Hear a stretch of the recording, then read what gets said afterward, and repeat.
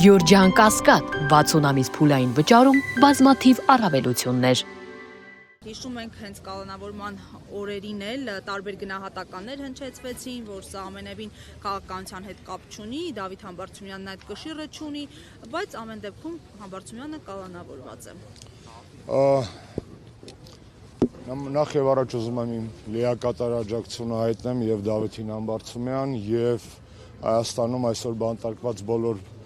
քաղաքական բանտարկյալներին, ուզում եմ իմ համերաշխությունը կրկնել Նարեկ Սամսոնյանին, ով հիմա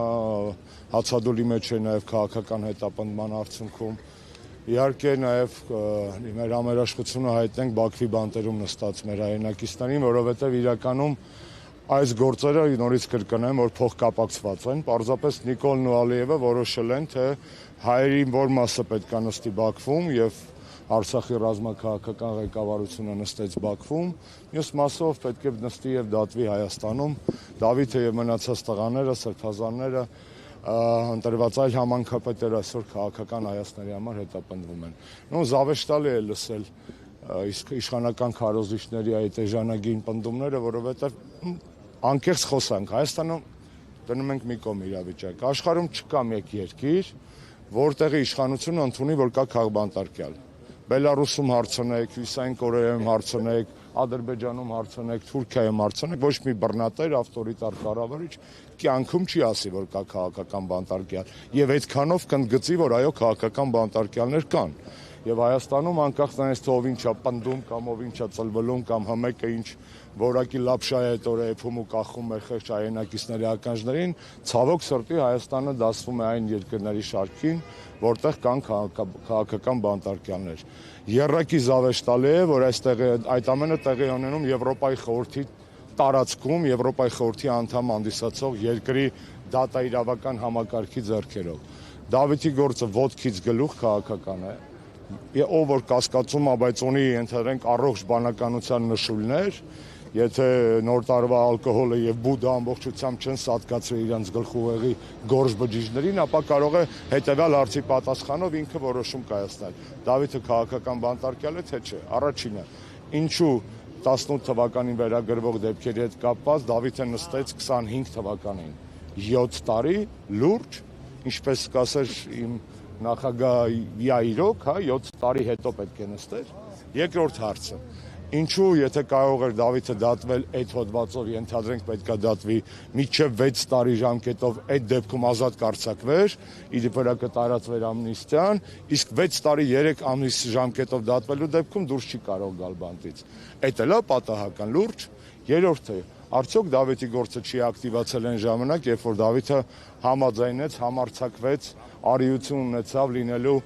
հանրապետական կուսակցության, իսկ 4 ամիս ուշացումով միացյալ խորհրդարանական ընդդիմության վարչապետի թեկնածով։ Այդ էլ է զուգադիպություն, հա։ Այդ դիտավորյալ արեցին, որ հետո ներկայացնեն։ Դե կներեք, հենա ինձ կներկայացնեն, ես այդ բանը քաղաքական բանտարկյալ ես եմ եղել, տնային կալանքի տակ Դավիթը չնեղանա, լավ, դա կարելի էր այդ հարցը, այդ լավությունը կոպիտ ասած վարչապետ ներկայացնելու ուրիշ մարդկանց վրա էլ նաև անել, էլի։ Դա այդպես չի աշխատում, այսինքն ոչ մի հիմնավորում, որ փորձում են այդ իշխանական քարոզիչները կամ իշխանության ղեկը զավթած դատաիրավական համակարգի պատասխանատուները բերել, չի դիմանում քննադատությանը։ Նորից կրկնեմ, եթե նոր տարվա խոզի բդի յուղը եւ ալկոհոլը չի սպանել իրենց գորշ բջիջների վերջին խմբականակը, որ գուցե միտեղ ուղեղի ծալքերում մնացել է, ակնհայտ է, չէ՞, որ Դավիթի եւ մնացած բոլորի պարագայում, ասեմ, Դավիթի առիթով ենք մենք հավաքվել, բայց ուզում եմ սա հստակ շեշտենք, մենք միայն Դավիթի համար չենք հավաքվել, ամեն նմանատիպ ակցիա լինի, Նարեկենս դատը, սրբազանների դատերը,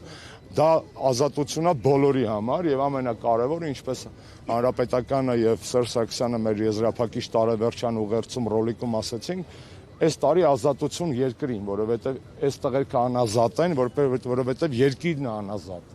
Եվ այս հարցերը փոխկապակցված են, ոչ մեկ չմտածի, կներես Զարջան, որ սա պրոստա լոկալ ակցիա է, մենք եկել ենք ընդհանրապես քաղաքական բանտարկյալների համար ենք պայքարում։ Ոչ, սա ընդդիմության, հասարակության առողջ հատվածի, պետական ազգային ուժերի պայքարի շարունակություն։ Այո, Նիկոլը փորձում է մեզ տարոհել, ջլատել, բերել դատարանների դռները, հայատներում հավաքվենք, որպեսզի հրապարակներում չհավաքվենք, օքեյ, բայց դրանից երկրում կուտակած դժգոհությունը չի պակասում, չէ, երկրում ոսկլտող ջղայնությունը անարդարությունից չի պակասում, ուզում ես տրոհի ըստ Կուխնյաների, մեկը այդ գումարային ծավալը դժգոհության շատ մեծ է։ Ո՞նց է արտահայտվում եւ ո՞նց է արտահայտվելու։ Զար ջան, ակնհայտ է մի բան, եթե էներգիան չես կառավարում կամ եթե էներգիան չի ուղղորդվում, ապա այն ունակ է ցբխել։ Օրինակ, եթե լեռնային գետ է, այդ վժժալով իջնում է ձնհալից հետո, եթե չես կարգավորում, առաջանում է ավերածություններ, առաջանում են սողանցներ, առաջանում են ձեր հեղեղներ եւ այլն։ Իսկ եթե կառավարում ես, դառնում է պիտանի էներգիա արտադրողը։ Նույնը քաղաքական էներգիայի մասին է։ Այո, այսօր գուցե ընդդիմությունը որպես միացյալ ատոմակայան չի այս էներգիան չի կարողացել կամ դեռ չի ուզում կամ դա առանձին հարց է ուղղորդել մեկ ուղղությամբ, բայց այս էներգիաները չեն պակասել, չէ։ Մենք գիտենք, որ 20 թվականի նոյեմբերի 9-ից հետո մեր երկրում կուտակած զայրույթը ոչ միայն չի պակասել, այլ ամեն անգամ ավելանում է եւ մի տեղից պորթելու է։ Հայաստանը վերջի վերջո աֆղանական կաթսա չէ, կաստրուկեկական, չէ, որ ձգում ես, որ հանկարծ չպայթի։ Մենք աֆղանական կաթսա չենք ուզբեկական փլով պատրաստելու համար, մենք երկիր ենք, որը հաստատ տալու է պորթի հետ։ Լավ չի, որ դա պորթվի։ Ասածս դա է։ Պարոն Աշոտյան, իսկ ինչի կամ ում դիմաց այս բոլոր քաղբանտարկյալները, Դավիթ Համբարձումյանը եւ մյուսները ազատ կարձակվեն։ Այսօր իշխանությունը կիրառում է պատտվող դռների քաղաքականություն։ Դա առաջինը Կարեն Վրդանեսյանն էր փորձագետ նկատել, դա ինչ է նշանակում։ Այդ պատտվող դռները հյուրանոցների կամ մետրոների հիշում եք, մեկին թողում են, մյուսին բռնում են, հա։ 2 տարուց ավելի ես էի նստած, ինձ այսպես ասած թողեցին ուրիշ հսկողության ներքո, ուրիշ մարկանց բռնեցին, ուրիշ մարկանց նստում են, այսինքն այդ պատտացող դռների դա ոչ թե ռեպրեսիաների վերջի մասին է խոսում, չէ, դա հատուկ սմարթ տեխնոլոգիա է, թե ինչպես անել, որ մարդկանց վեշնի գցել այս աժիոտաժի, մշտապես լինել այս աժիոտաժի, այս ներվի մեջ, իսկ ներվ կա, իհարկե կա, ոնց կարող է չլինել ներվ։ Այս ներվը չի մարելու, այս ներվը չի տրոհվելու ըստ դատական դալիչների։ Այո, վատ է, որ այսօր այստեղ մարդիկ կան, իսկ օրինակ օպերայի հրապարակում կամ հանրապետության հրապարակում չկան, բայց ես վստահ եմ, որ օրը գալու է եւ այդ հրապարակները նորից լցվելու են, որովհետեւ անարդարության զգացողությունը ամենաուժեղ մղիչ ուժն է։ Անկամ եթե ազնիվ խոսենք, 18 թվականին էլ, չէ, իրադարձությունների մի մասը պայմանված էր նրանով, որ ժողովրդի մի մասի մոտ կար անարդարության զգացողություն, կապ չունի ճիշտ թե սխալ, սրսկված թե բնական, չոփը գերան դարձրած թե չդնում է մի կողմ, ազնիվ խոսում ենք, անարդարությունը Հայաստանում միայն ավելանում է։ Հետևաբար Նիկոլ Փաշինյանի իշխանության վերջ տալու բոլոր հավանական, այսպես ասած, մեթոդները ցավոք սրտի ոչ միշտ, որտեղ ես որպես քաղաքագետ տեսնում եմ, որ եթե ինքը լավով չի գնում, խնդիրներ առաջանում։ Իսկ այդ գոլոշին թողելու քաղաքականությունը չի աշխատում։ 21 թվականին ընտրություններ կազմակերպեց, ափալ-թափալ հրատապ, մենք էլ ասում ենք, պետք չի դրանց մասնակցել։ Ինչի համար էին այդ ընտրությունները։ Գոլոշի թողելու։ Եղան ընտրությունները, ինքը վերանշանակվեց։ Գոլոշին մարեց երկրում։ Սաղ ընկավ իր տեղը։ Չէ, որովհետև այդ կոնֆլիկտը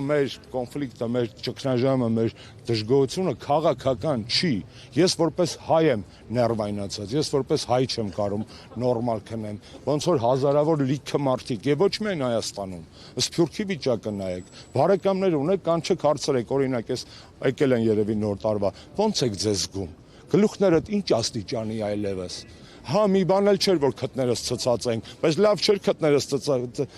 ցցած, քան այսօր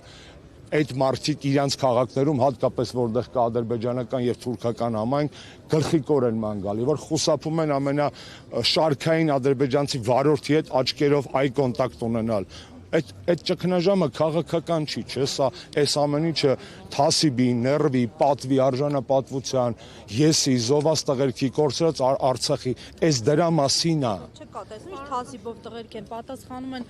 ռուս լրագրողին, Ես այսօր գրեցի Սալավիովի հետ կապած, կրկնեմ այստեղ, ես մեծ հաճույքով կգնա իրան հարցազրույց կտայի, բաց խոսելու հայ-ռուսական հարաբերությունների մասին։ Ցավոք, այսօր այդ հնարավորությունը չունեմ եւ շատ զարմացած եմ, որ ռուսական քարոզիչները, քաղաքական շրջանակները դասեր չեն քաղում իրենց սխալներից եւ անհաջող ձևակերպումներով, այսպես ասենք, պարբերաբար ստանուցում են Հայաստանում ռուսաֆոբիայի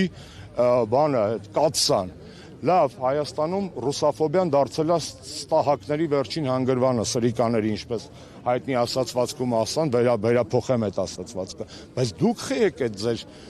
բաներով սնում, իթե չեք հասկացել, որ սա Վաստոկ ձելը տոնկը է, ժողովուրդ, դա ձեր ասացվածքն է։ Բայց եթե ձելը տոնկը է, խի չեք այդպես տոնկի վերաբերում։ Խի եք հիմքեր տալի տարաբնույթ